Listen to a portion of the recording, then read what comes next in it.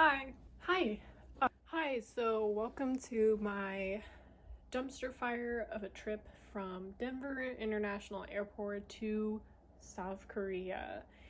It will be a hot mess. It will be a lot of sweating, and I will forewarn you, it will be just basically me filming myself having one giant panic attack for a day.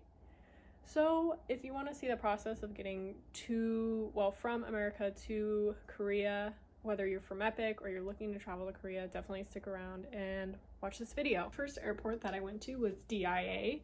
I was approximately at DIA for 4 hours only because I'm a very type A person, and if I'm not at the airport 4 hours early, then I'm late. So after I flew from DIA, I flew to LAX. When I got to the airport for my gate, for my Korean flight, make sure that you do check in with the desk, because I did get a ticket from Delta airline, but I was flying with Korean airline. So I checked in with the desk and they gave me a new ticket after I showed them my documents. And those documents that I had to show them were my passport, my visa, and my negative PCR test. So make sure you have those 3 things with you when you go up to that gate.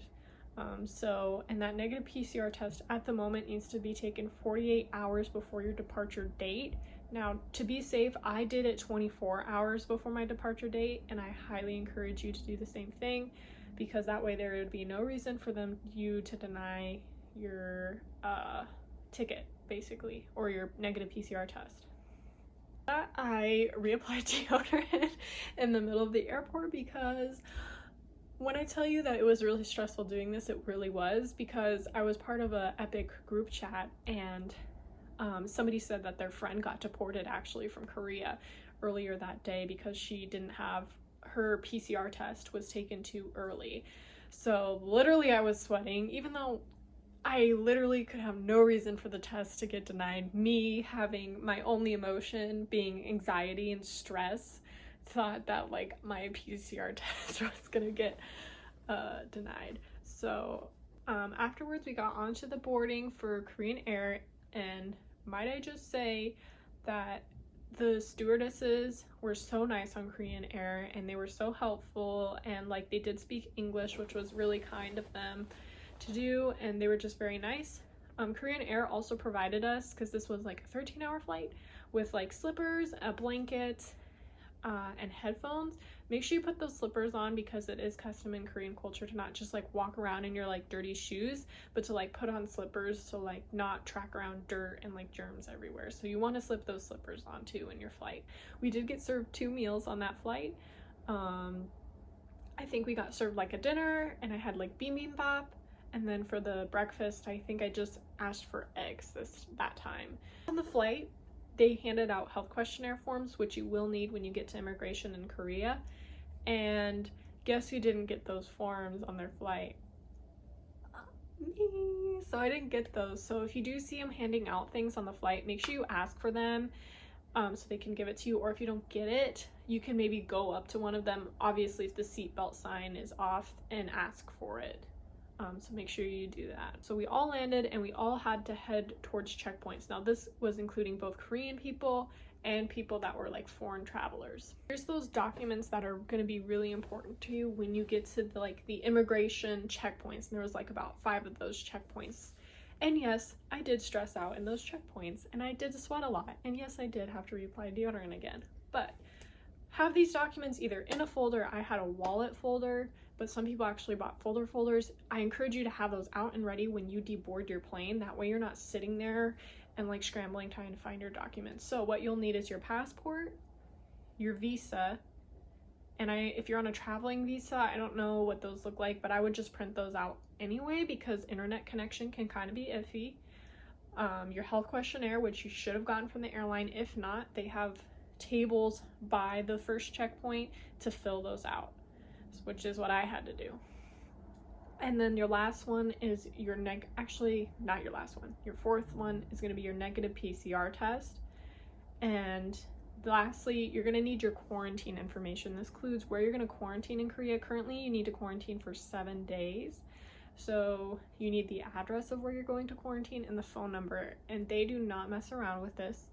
at all. Once you get to checkpoint 2, you'll see what I'm talking about. You can't just go like a hotel or whatever and just quarantine there and think you can leave. No, like you actually will have to stay there and either get food delivered to you and make sure it's okay with the hotel, because I have watched previous videos for people getting kicked, like not kicked out, but deported out of the country because they didn't have a proper quarantine facility. So EPIK set us up with one. So if you are with EPIK, print that sheet out. That's what I did, just for language barrier purposes. So that way, if they were confused on where my hotel was, I could just hand them the paper. If you do not have one of those and you're just not with EPIK, but you are traveling to Korea, I highly suggest you print one out. And then if you are having a hard time finding a government facility, I would maybe either call a consulate or the US consulate in Korea about finding a proper government facility to quarantine in. At the first checkpoint, they do take your temperature. You're gonna need your passport, your visa, that negative PCR test, and then the health questionnaire.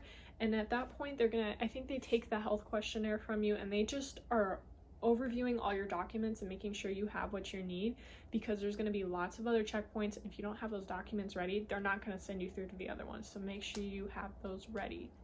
After you get past the first checkpoint, you're going to get sent to a second checkpoint, and this one is going to be highly focused on the quarantine app and the quarantine facility. Don't worry about downloading the quarantine app before you head to the second checkpoint, because they help you download it while you're there. And it's hard to download the app in America. You can only really download it, the app here in Korea.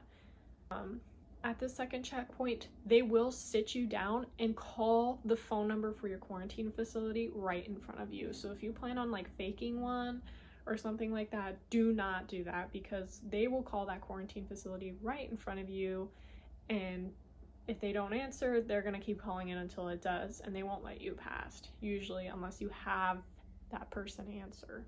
So at that point, they also question you, like, where are you staying? Even though they have it right there, they're just making sure you know where you're staying. Just kind of ask you, like, why are you in the country, kind of thing.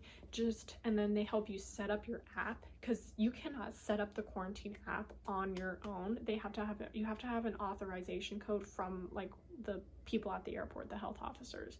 So you can't set it up on your own. And so after that, then they check your quarantine, they get the app on your phone, and then you go to the third checkpoint.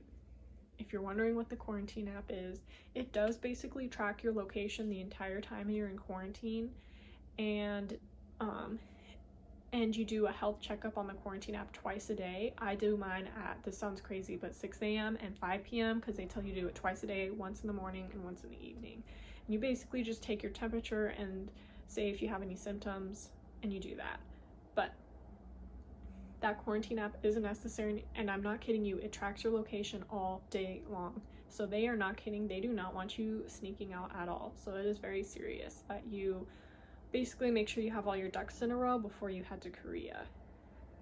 After the second checkpoint, you go to a third checkpoint, which I think was just like immigration, because I did hand them my visa and my passport and then my quarantine information, and I think they were just scanning it into a system.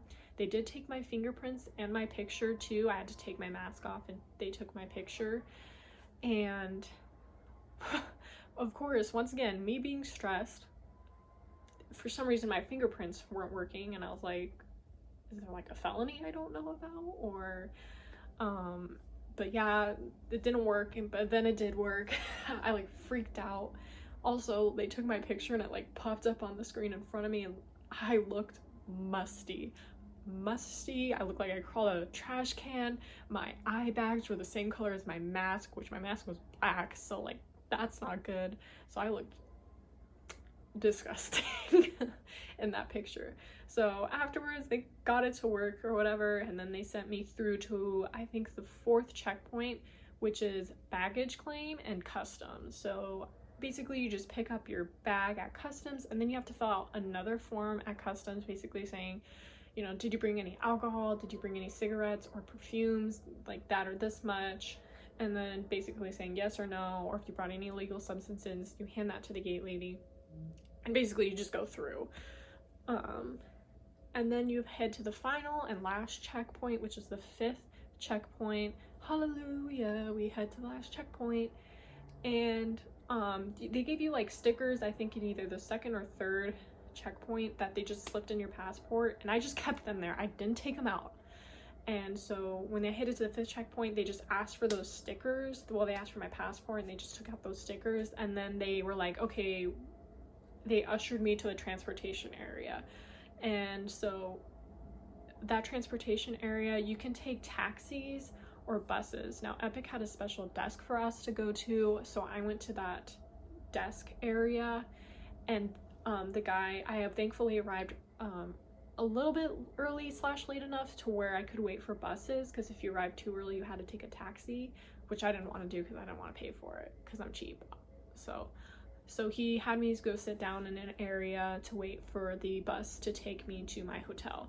Now, if you are not with EPIK and you are traveling to Korea, and you'll probably take a taxi, and they'll probably take you to your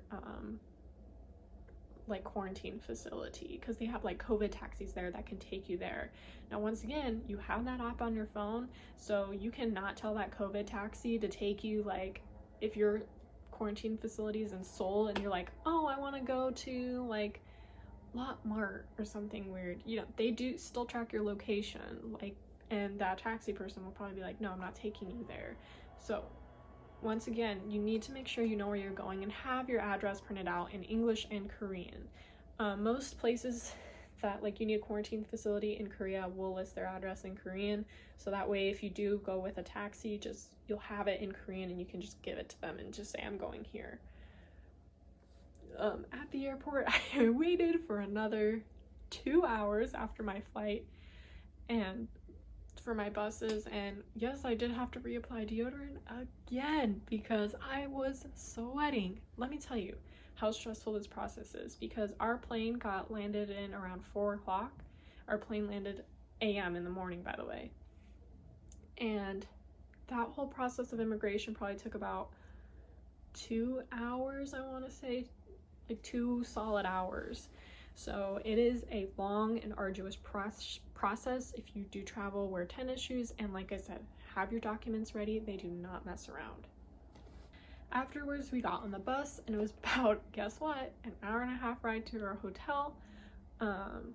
So we got on our bus. EPIK had us stay at Hotel Kukdo.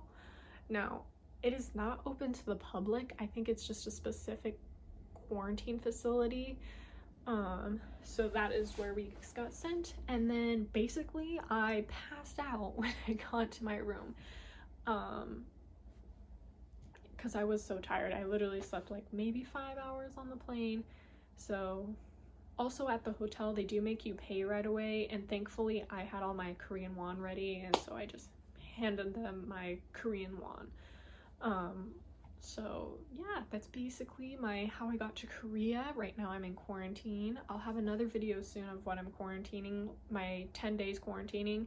Now, I did mention earlier you only have to quarantine for 7 days, but EPIK gave us the option to come early, which I did because, like I said, my only mood is anxiety. So I got here early because I didn't want to mess around, because when I would have flown out here would have been Super Bowl weekend, and I didn't want to be in a busy airport. So yeah, that should be coming out soon. I'll forewarn you, I did not film my second day in quarantine because I was stressed. So I took that second day to rest, because the first day of traveling to Korea here was pretty stressful and I was wiped out.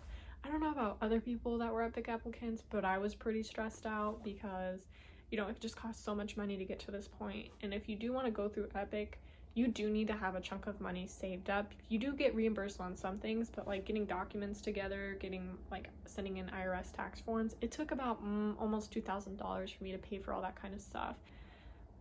All right, so that was my journey to Korea. I hope if you are thinking about going through EPIK, you know, go do it, but make sure you watch those videos. I know there's other people that are releasing videos too, but here's my honest report of like what it was like in the airport, because sometimes I watch videos and people very much simplify it and not about how stressful it is going through that. And so like it was very stressful, and I literally had almost like one giant panic attack for those 2 hours that I was going through immigration and customs.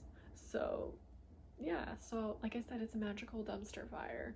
So hi mom, hi to my boyfriend who are watching this video, and I'll have another one coming out soon. Bye.